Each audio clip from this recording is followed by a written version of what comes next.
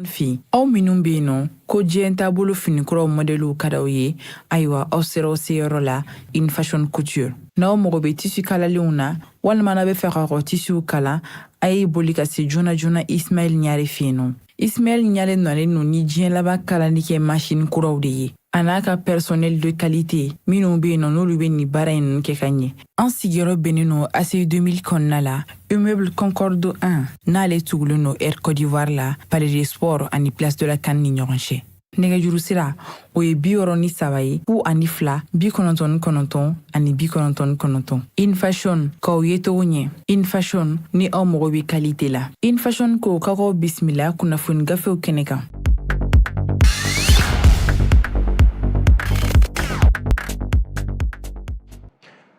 An balima joliba jabarani filɛbaw an ka foli ni tanuni an b'o ta ka di aw bɛɛ lajɛlen ma an tɛ sɛgɛn o la sanga ni waati bɛɛ lajɛlen an minnu sigilen bɛ ka an filɛ ani an minnu sigilen bɛ ka an lamɛn jamanaw min ye kunnafoniw nɔfɛtɛ ko don walasa jamana kunnafoni a bɛ se ka faamuya sɔrɔ a la cogo min na kuma ni an sigilen o kɛnɛ kan kunnafonidi sɛbɛn minnu bɛ fasiri an balima kunnafonidilaw fɛ ayiwa don o don min bɛ tali kɛ sɛbɛnw kɔnɔ kuma ka se k'o lakale aw ye o kuma na ni an sigilen o de kɛnɛ kan an minnu bɛ ka an filɛ nin waati in na jamana kɔnɔ ani jamana kɔ kan an ka bɔlɔlɔw sanfɛ an b'aw bɛɛ lajɛlen fo dantɛ foli min na bi ye dɔgɔkun daminɛ ntɛnɛn don a bɛ bɛn novembre kalo ale tile 27 san 2023 an balimaw min ye dɔgɔkun daminɛ an bɛ dugawu de kɛ hɛrɛ ani karama ala k'o di an bɛɛ lajɛlen ma ni dɔgɔkun kɔnɔna la kuma na an b'a fɔ ɲɛna aw danse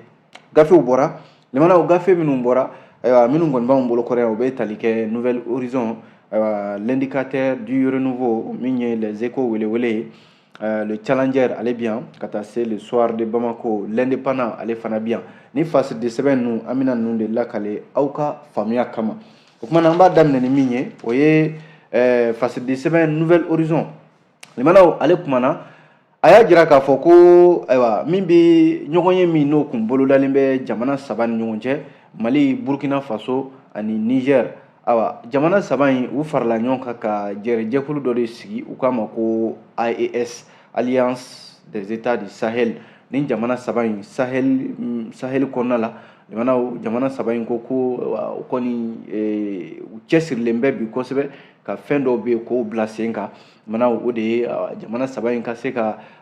u yɛrɛ ta min ye sɔrɔko nasiraw hali wariko yɛrɛ ko kuma bɛ nin ko in na a jala k'a fɔ Mali ni Burkina Faso ni Niger a jala k'a fɔ u ye ɲɔgɔn ye min kɛ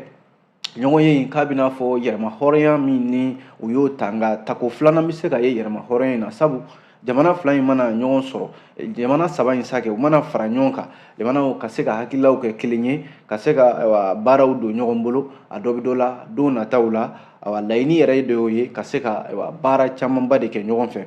jala k'a fɔ Bamako yan nɔ Centre international de conférence de Bamako la sibiri tɛmɛnen novembre kalo tile 25 tile fila ɲɔgɔn ye dɔ de kɛra minisiri minnu bɛ yen ni o bɛ nin jamana saba in ka sɔrɔko kunna an ka minisiri Alfuseni Sanu ale tun bɛ a ko kɛnɛ ka ye jamanaw ka taa se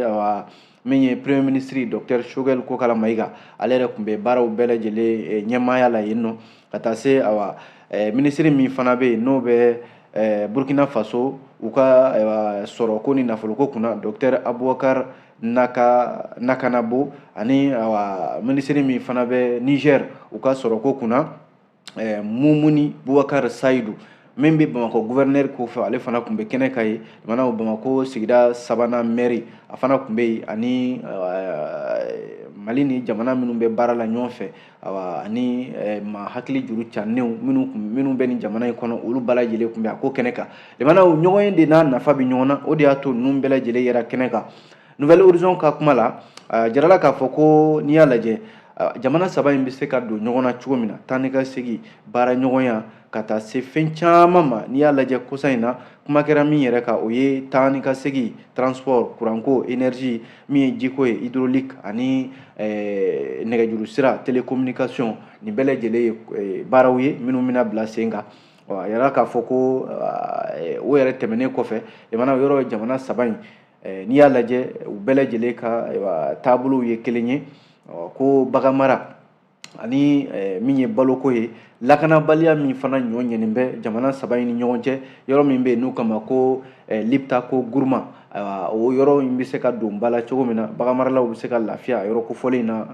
o fana kuma fɔra min ye an ka minisiri min bɛ sɔrɔko ni nafoloko kunna Alfuseni Sanu ale kɔni y'a jira k'a fɔ nin jɛrɛ in ka sigi sen kan a n'a nafa bɛ ɲɔgɔn na a ye foli fɔlɔ min ye premier ministre yɛrɛ la Dr Choguel Kokala Mayiga ka tila k'a jira k'a fɔ ko AES Alliance des États du Sahel a nafa de ka bon fo k'a fɔ a to ten jamana saba in ma jamana saba in yɔrɔ u bɛ jɛkulu fana kɔnɔna la n'o ye Union économique et monétaire ouest africaine UEMOA u bɛ jɛrɛ fana kɔnɔ n'o ye farafinna tile-bi-yanfan jɛkulu min bɛ yen n'an k'a ma ko CEDEAO u ka fara ɲɔgɔn kan jamanaw a bɛ se ka sankɔrɔta ka ɲɛsin a jamanadenw ma a kɛra dugu jukɔrɔ nafoloko ye o yɔrɔ hali n'a sɔrɔla u bɛ nin jamana in kɔnɔ u fana ka fara ɲɔgɔn kan kuntilenna wɛrɛ de b'a la o fana bɛ se ka yanga cogo min na CEDEAO jamanaw kɔnɔna la o fana ye laɲini dɔ ye o ye an ka minisiri ka kuma ye min ye Dr Abubakar Nakanabo ale ye minisiri ye min bɛ Burkina Faso tɔgɔ la u ka sɔrɔko ni nafoloko kunna ale fana y'a jira k'a fɔ ayiwa ko jamana saba in tiɲɛ don ayiwa u bɛɛ lajɛlen ka yɛrɛma hɔrɔnyaw b'u bolo nka ko ale kɔni hakilila ye min ye fara ɲɔgɔn kan ye min ye o ye alliance de n'o ye Alliance des États du Sahel ye ko ale ka jate la ko miirina ka ɲɛsin o jɛkulu in ka kungo de ma nka a kana fɔ ko nin ye Mali ye walima nin ye Burkina ye walima nin ye Niger ye ko olu kunkanko kuma ka fɔ kunkanko kuma min kan ka fɔ o ye Alliance des États du Sahel fara ɲɔgɔn kan kun ye min ye dɛ kuma ka fɔ o de kan o kɛra ale ka kuma ye min ye Mumuni Bubakar Sadu ale ye minisiri min bɛ Niger fana ka sɔrɔko kunna ale ko jamana saba in bɛɛ lajɛlen yɛrɛ ta ɲinan de bɛ se ka ka san 63 ye n'a fɔra k'a fɔ san 63 halisa ni jamana ninnu de dulonnen bɛ jamana wɛrɛw la u ka ɲɛtagaw la n'u m'u tɛgɛ jan k'a fɔ a ye nin k'an ye fɛn bɛ fɛn na jamanaw tɛna se k'o sɔrɔ ko n ka segin yɛrɛ ma o bɛ maa ka hɔrɔnya sabati ko jamana saba in jamanaw n'u bɛ fɛ ka yɔrɔ min bɛ yen n'o ye Liptako Gourma ye ayiwa k'o don ba la ka ɲɛtaga yɛrɛ sabati ye kosɛbɛ dɔw bɛ tali kɛ taa ni ka seginw n'i y'a lajɛ u wulila ni hakilila dɔw ye n'o ye recommandation ye jamanaw a ka ca a dagosi ka bon kosɛbɛ o de ye taa ni ka seginw siraw ka dilan min ye hali pankuru u ka jɛ pankuru cakɛdaw la n'o ye compagnie aérienne ye olu ka sigi sen kan min ye sirabaw ye olu ka se ka dilan ka taa se yɔrɔ minnu bɛ yen n'o fana bɛ tali kɛ kurankow la nucléaire a n'a ɲɔgɔnnaw limanaw fo ka taa se usine baw ma olu fana ka jɔ ni jamana saba in kɔnɔ jɛ ka baara limanaw ni jamana saba in de bɛ fɛ k'o boloda don nataw la walasa u bɛɛ lajɛlen ka siniɲɛsigi bɛ se ka sabati cogo min na kunnafoni filɛ nin ye limanaw Nouvelle Horizon an ye nin sɔrɔ a kɔnɔ bi aw bonya b'a la.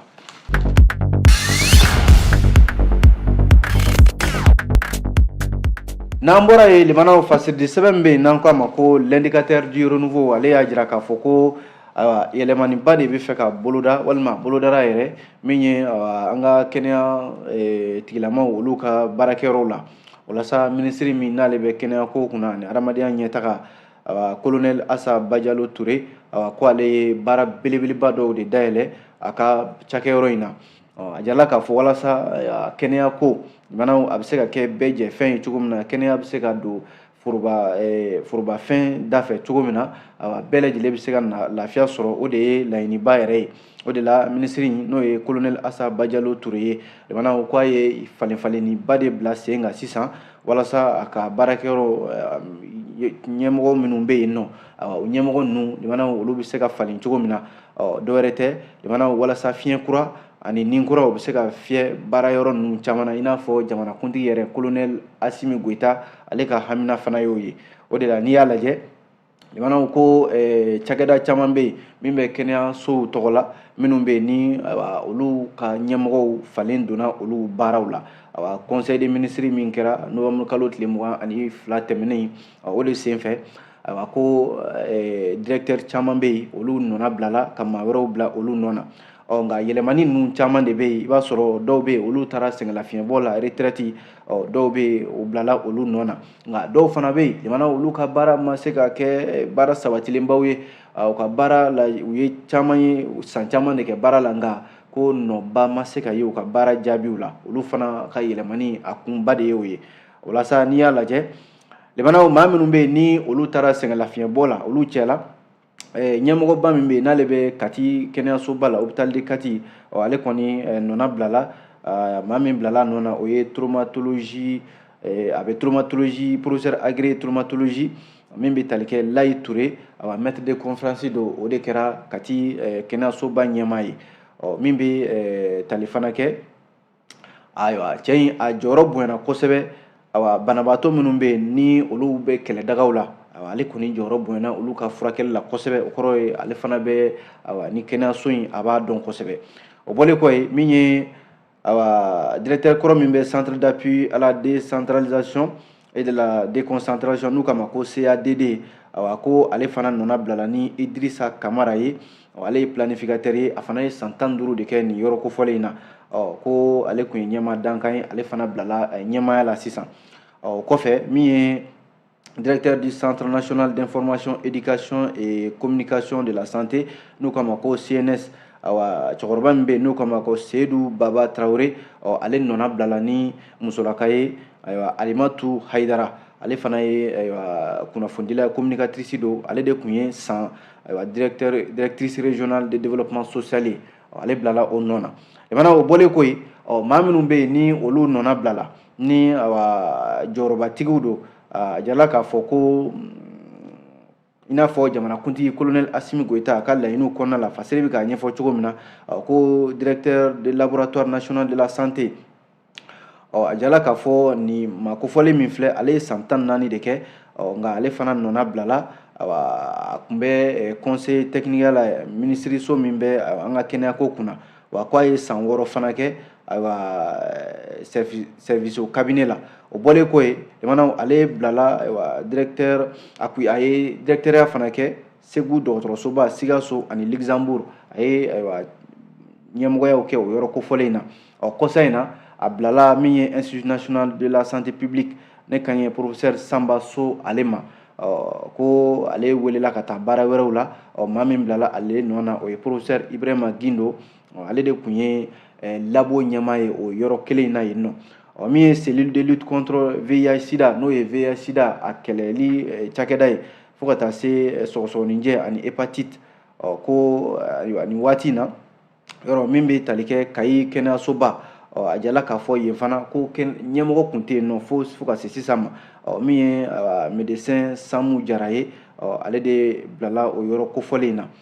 limanaw min bɛ tali kɛ a jala k'a fɔ centre national de lutte contre la drépanocytose o ɲɛmɔgɔ directeur de l'hôpital Pongé yɔrɔ ale fana nɔna bilala san 5 a y'o de kɛ baara la nin yɔrɔ kofɔlen in na walasa fɔɲɔgɔnkɔ min tun bɛ o kɛnɛyaso in fana na mankanw ka se ka mada yen nɔ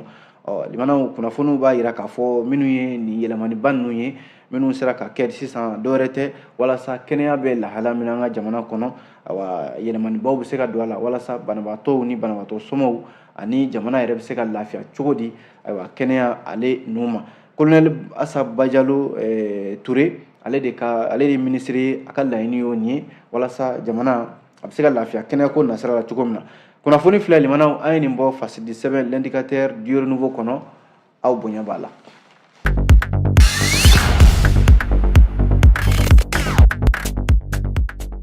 n'an bɔra yen nɔ fasidi sɛbɛn bɛ yen n'an ko a ma ko les échos welewele ale kumana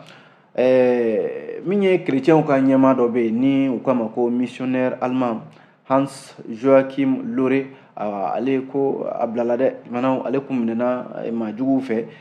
père Hans Joachim Lore ko a bilala kari tɛmɛnen o kunnafoni yɛrɛ bɔra ka bin novembre kalo tile 26 san 2023 Allemand ka ni cɛkɔrɔba min filɛ ni chrétien diinɛ ɲɛmaa don a b'an ka jamana kɔnɔ yan san 66 a si b'o de la bi hakilila jiginna ale kun jasora maaw fɛ maa minnu ma lakodɔn salango san 2022 o novembre kalo tile 20 min bɛ tali kɛ ciden don n'o ye missionnaire d'Afrique ye farafinna yan nɔ dɔw yɛrɛ b'a wele ko Hajo Hajo ale kun tununa kari dɔ fɛ novembre kalo tile 20 san 2022 diinɛ dɔnba n'o ye chrétien diinɛ o dɔnba don jamana ko ni jateminɛ kɛ kunnafoni kɔni bɔra ka bɛn ni maaw hakili b'a la ntɛnɛndonya dɔ fɛ novembre kalo tile 21 san 2022 ayiwa ka jira k'a fɔ ko père hajo ayiwa k'a kun bɛ fɛ ka bɔ ka taa ayiwa waajulu la walima diinɛ lase la yɔrɔ min ye kalabankura ye o de soni kungo cɛ a tununa yen nɔ nka limanaw ko ala nana n'a ka na ye a kɔni yera kunnafoni bɔra ka bi kunungo kari ayiwa ko a yera sedu fana ka fasiri don limanaw ale eko kelen ka kunnafoni la nin waati in na ko terrain ka ayiwa siraban kasara de bɛ ka caya kosɛbɛ Bamako ni Kayi cɛ nka limanaw ko sɛgɛsɛgɛli kiiri tigilamaw bɛ ka sɛgɛsɛgɛli dayɛlɛ a ko la ayiwa terrain min bɛ yen n'u k'a ma ko terrain numéro 15 nɔgɔmu kalo tile 24 tɛmɛnen san 2023 ayiwa ko a bɔtɔ Kayi ka na Bamako ayiwa ko terrain a ye sira bila a ye nɛgɛ sira bila o y'a sɔrɔ ani Mahina o gare ferroviaire cɛ a n'o cɛ ayiwa kilomètre 9 ɲɔgɔn na ko kasara in yɛrɛ kɛra juma tɛmɛnen de nɔgɔmu kalo tile 24 san 2023 ayiwa sufɛla fɛ nɛgɛ kanɲɛ 23 tɛmɛnen sanga 50 ɲɔgɔn na walasa ayiwa joginda 2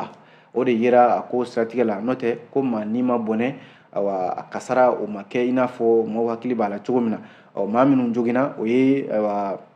mécanicien dɔ ye ani technicien dɔ minnu tun bɛ terrain kɔnɔna la Sopafer Mali ale tɔgɔ la walasa terrain numéro 15 limanaw a bɔtɔ Kayi k'i kunda Bamako yan kan yan'a ka se Mahina ani Mahina tɔ tora kilomètre 9 ye kunnafoni y'a jira k'a fɔ ko a ye sira bila min ye minisiriso min yɛrɛ bɛ siraban ko kunna ale de ye kunnafoni in sɛmɛntiya k'a fɔ ko siraban kasara in ko a kɛra ko maa 2 de joginna ko siratigɛ la o y'a sɔrɔ maa 400 ani maa 10 ɲɔgɔn na olu de bɛ terrain kɔnɔna la terrain voyageur limanaw n'i ye jateminɛ kɛ ko n'a sɔrɔla terrain kɔni a ye sira bila nin cogoya la madame Danbele Madina Sisoko a y'a jira k'a fɔ ko ayiwa n'a sɔrɔla ko sɛgɛsɛgɛli bɛna kɛ kun jumɛn in na terrain ye sira bila nka ko kiiri tigilamaw fana bɛna sɛgɛsɛgɛli kɛ kun jumɛn in na ayiwa mun ni mun de kɛra fo ka taa se terrain ka sira bila nin cogoya la ka tila ka layidu di k'a fɔ ko ni ala sɔnna baaraw bɛna kɛ joona walasa terrain ka se ka sira minɛ maaw ka se k'u ka taa ni ka segin labɛn Kayi ni Bamako cɛ kunnafoni filɛ nin ye Eko welewele an ye nin sɔrɔ a kɔnɔ aw bonya b'a la.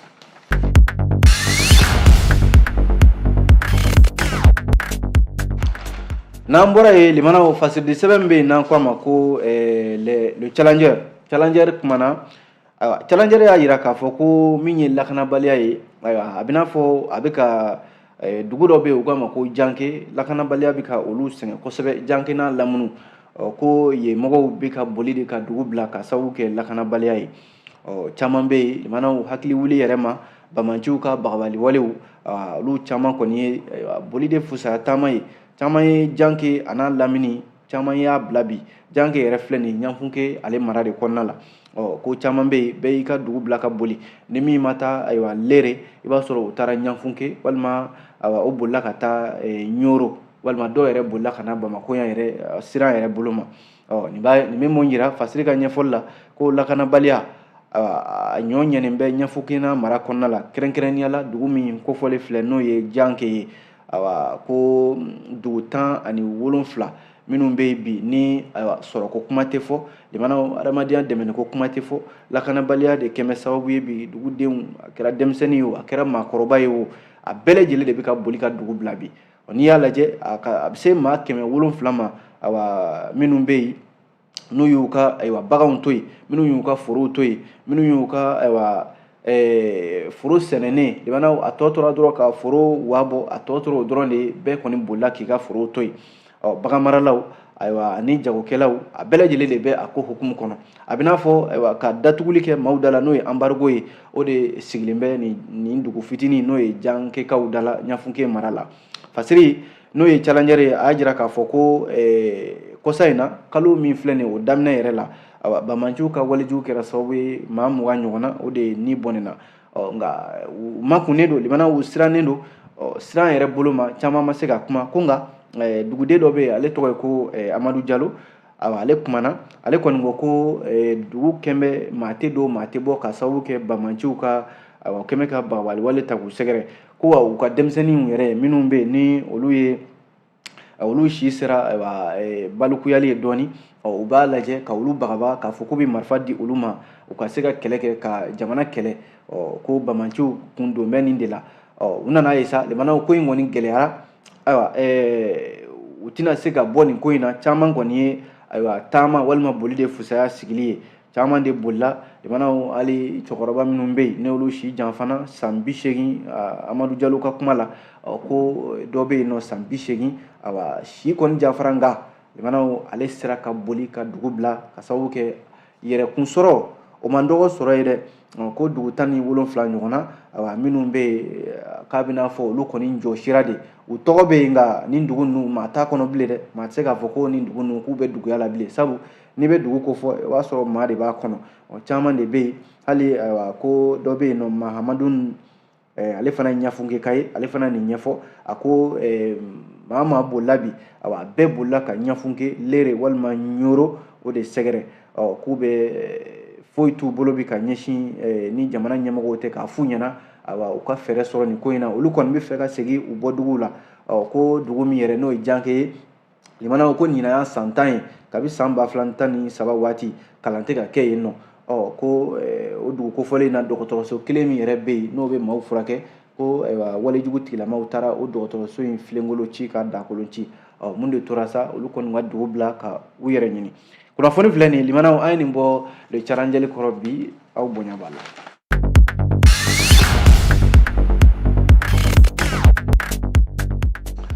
n'an bɔra yen fasidi sɛbɛn bɛ yen n'an ko a ma ko soir de Bamako limanaw Kidal gouverneur kɔrɔ ayiwa e ko ale ka ko bɛ fɛ ka gɛlɛya ka taa fɛ ka sababu kɛ jalaki min binna kan n'o de ye janfan yɛrɛ kɛnɛkanda ye haute trahison jamana janfan sabu nin waati in na a bɛ bolo la a bɛ mandat de dépôt yɛrɛ la n'o ye ka taa bila kaso la k'a mara fɔlɔ yanni kiiri ka kɛ hakilila jiginna limanaw jamanadenw bɛɛ lajɛlen bɔra kalama ayiwa caman yɛrɛ dabali banna k'a ye k'a fɔ ko ayiwa Kidal gouverneur kɔrɔ ni o ye colonel Fode Maliki Sisoko ye awa ni a jarala k'a fɔ ko kumakan tɛmɛna awa ale ni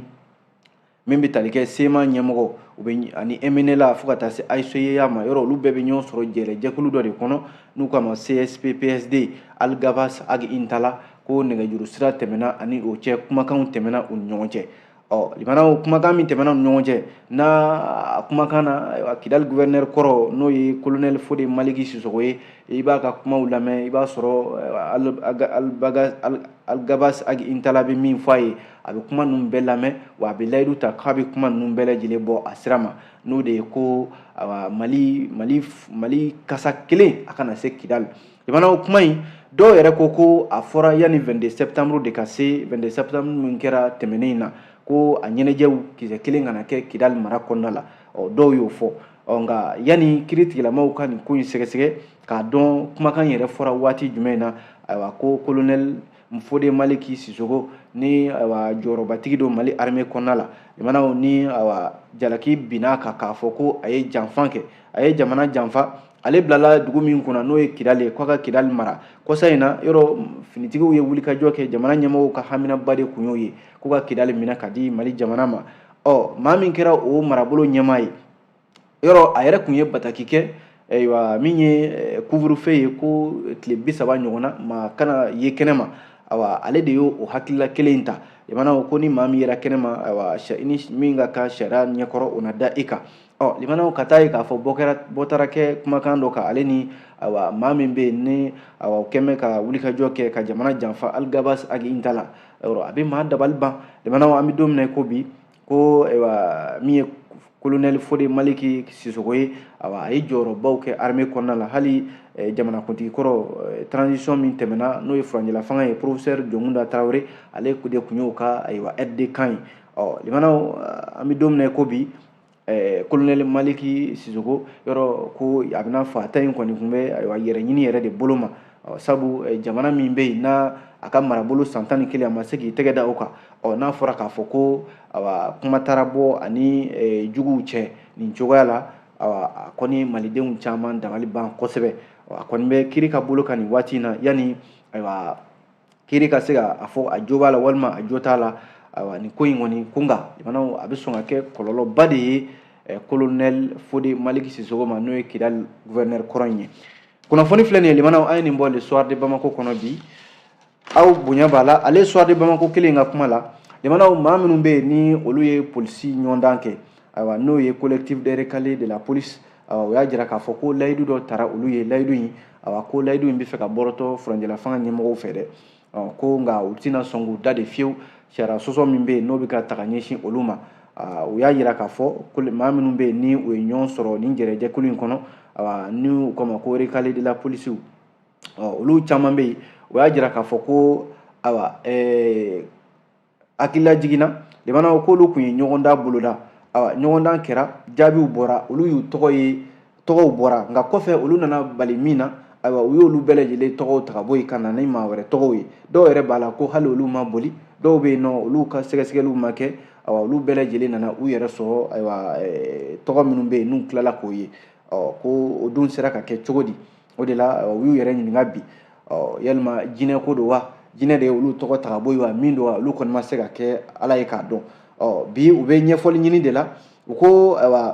u bɛ min ɲini jamana ɲɛmɔgɔw fɛ u ka se ka fɛɛrɛ ɲini nin ko in na ko in yɛrɛ bɛɛ lajɛlen daminɛna bandaw ale de ka waati la k'a waati la colonel Modibo Kone ale de tun ye minisiri min bɛ lakanako kunna u gɛrɛla u bɛɛ lajɛlen la ko minisiri min yɛrɛ bɛ lakanako kunna sisan n'o ye colonel Dawudu ye ko u y'a fɔ k'u bɛ gɛrɛ ale la ale yɛrɛ ma u lamɛn an bɛ don min na ko bi k'u taara Mamudu Diko fɛ yen limanaw min ye Ansardine ɲɛma Sherifu Usumani Madani Hayidara Choguel Kokala Mayiga k'a sɔrɔ ale yɛrɛ fana ma kɛ premier ministre ye o y'a sɔrɔ a bɛ M5 RFP kuma lasira la k'u taara se ale fana fɛ yen ko Choguel kun ye layidu ta u ye ko k'a fɔ ko a na ko in a n'a da don a la ko nka o kɛlen premier ministre ye o fana ɲinɛna u kɔ n'u kɔni ko k'u bɛ min ɲini bi ko min bɛ ka taga ɲɛsin olu ma u b'a ɲini fɛɛrɛ ka ɲini a la joona walasa u fana ka hakɛ u ka bila u ka hakɛw kɔnɔna la n'o tɛ k'u fana labɛnnen bɛ ka wulikajɔw kɛ limanaw k'u ka fɛlaw yira kunnafoni filɛ nin ye limanaw an ye nin bɔ le soir de Bamako kɔnɔ bi aw bonya b'a la.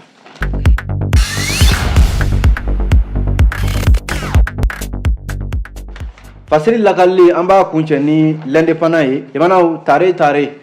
an ka samata sɛgɛnjiniw minnu bɛ yen ni u si tɛ tɛmɛ san 17 kan sini tarata ko samata sɛgɛnjiniw u ko olu de ye Mali ye nka limanaw français nka olu yɛrɛ ye Mali ye dɛ an ni France de kan ka ɲɔgɔn sɔrɔ samata sɛgɛnjiniw minnu si tɛ tɛmɛ san 17 kan diɲɛ walanba coupe du monde min ni o ndola bɛ ka taa sisan Indonésikaw fɛ yen yɔrɔ an y'an yɛrɛ sɔrɔ min ye demi-finale la an kɛlen kɔ ka min ye Maroc jamana k'o dasi 1-0 falaki walasa min ye Mali ye Mali jamana an ka samata sɛgɛnjiniw u kɔni taara u yɛrɛ sɔrɔ yɔrɔ la yɔrɔ min bɛ yen ni maa caman tɛ se yen jija yɛrɛ bolo ma limanaw min ye samata sɛgɛnjiniw ye u ko olu ye Mali de ye Mali bɛ dabolo min kan bi u bɛna Mali wasa walasa n'i y'a lajɛ limanaw min y'an ka samata sɛgɛnjini ninnu ye minnu si tɛ tɛmɛ san 17 kan u y'a jira k'a fɔ ko foyi tɛna to sisan fo ka jɔnjɔba yɛrɛ n'o ye coupe du monde U17 ye ka sama ka na Mali la o de hami b'u la Ala ka nɔgɔya u ye walasa n'i y'a lajɛ sibiri tɛmɛnen novembre kalo tile 25 dolati kɛnɛ min bɛ n'u kama ko Manahan Stadium Indonésie an ka samata sɛgɛnjiniw olu ni min bɛ tali kɛ Maroc n'o ye Royaume chérifien u ye ɲɔgɔn sɔrɔ ka sɔrɔ ni jamana kelen de tun ye Mali dasi waati tɛmɛnenw na nka ko se sɔrɔla u fana ka coupe du monde quart de finale la n'o ye U17 ye walasa min y'an ka samata sɛgɛnjiniw ye u ka jalatigi yɛrɛ Ibrahima Jara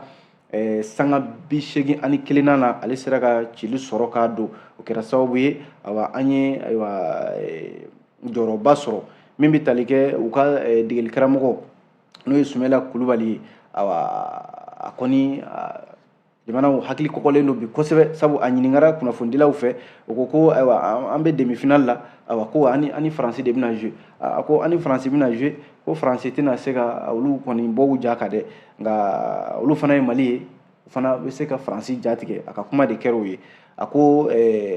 ndolatan in u b'a labɛn i n'a fɔ u ye tɔw labɛn cogo min na ka u yɛrɛ di walasa u bɛ se ka u yɛrɛ sɔrɔ yɔrɔ la